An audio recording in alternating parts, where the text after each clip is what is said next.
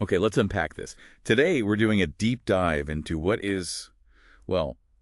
dermatologists call the single most challenging area of the body for hair removal, the perianal zone. Right. And it's challenging for a reason. You could almost call it a hostile environment for depilation. Hostile how? What are we talking about specifically? Well, for starters, the skin is thinner, it's looser, and it's a natural moisture trap. That environment leads to an extreme microbial density. So a lot of bacteria. A lot. We're talking high concentrations of things like E. coli, Staphylococcus aureus. They're just right there. So any breach in the skin barrier, even a tiny microabrasion from a razor, becomes a huge problem. It's an immediate pathway for infection. Exactly. Which is why the traditional methods are so risky there. Let's start with ingrowns. I think everyone knows what they are, but why are they so common in this specific spot?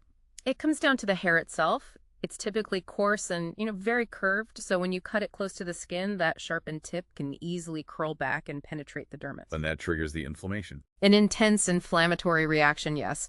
Medically, we'd call it pseudofolliculitis barbae. Okay, so with shaving, I read about something called the three-hand requirement to avoid what they term a slice injury.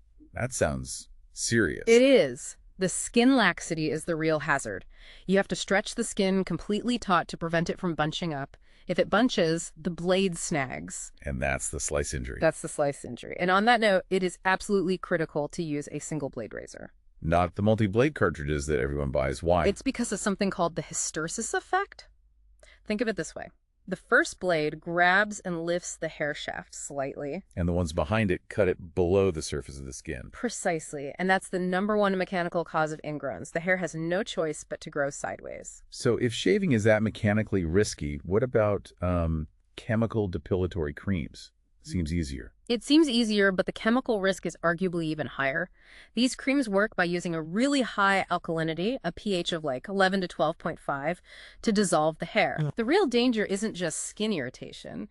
It's what we call the mucosal burn hazard. The mucosal tissue being the non-skin lining nearby. Exactly. It's not keratinized like skin.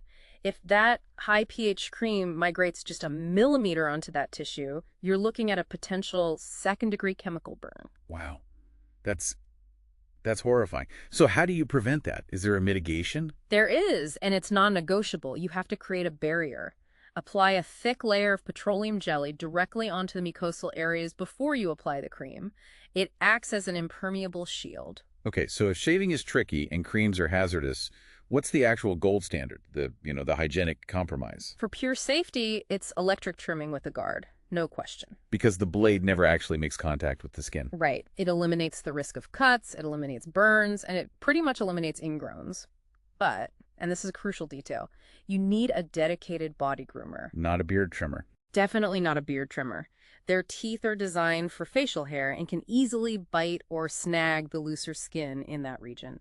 You need the rounded tips of a body groomer. What about for people who want that total smoothness, though? Is waxing a better option? It can be, but sugaring is often preferred. Why sugaring? 2 reasons. 1, the paste only sticks to dead skin cells and hair, not live skin, so it's less traumatic. And 2, you pull with the direction of hair growth, not against it like with wax. It's much less harsh on the follicle. And then for the permanent fix, there's always laser. Professional laser hair removal, yes, it's the safest long-term bet, but you need the right laser. Because that skin is often hyperpigmented, you need something like an NYAG laser that can bypass the melanin in the skin and target the follicle directly. So let's synthesize this. No matter what method you choose, what's the final crucial takeaway? The 48-hour healing phase. Your skin barrier is compromised, the follicles are open, so for at least 24 hours, you have an absolute rule. No sweating, no friction, no bacteria. Meaning no gym, no sex, no swimming? Correct. You have to do that to prevent folliculitis. Okay, that makes sense. Let's end with a final thought for you to consider. We just established that shaving leaves a sharp, beveled tip on the hair.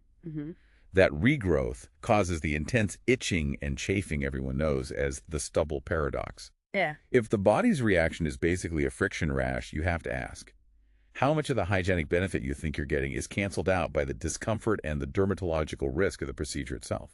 Is the quest for total smoothness actually worth the inflammatory price you pay? Something to think about.